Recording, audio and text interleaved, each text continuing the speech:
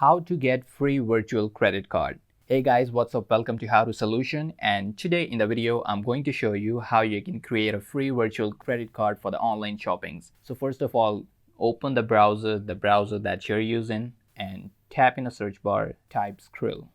Press enter. After that, open the first website which says www.skrill.com. Click here. Now click on the upper right corner where it says register. Now from here on, you can register your account, type your first name, last name, select your country, select your currency, type your email and password. After that, click on register. So once you click on register, you've been taken to the Skrill homepage where you can applying for the free virtual credit card. So once you apply for the free virtual credit card, you have the virtual credit card that you can use for the online shopping, that you can use for the free Netflix, you can use for the Amazon Prime, and you can also use that card to get the trial of the Discord Nitro.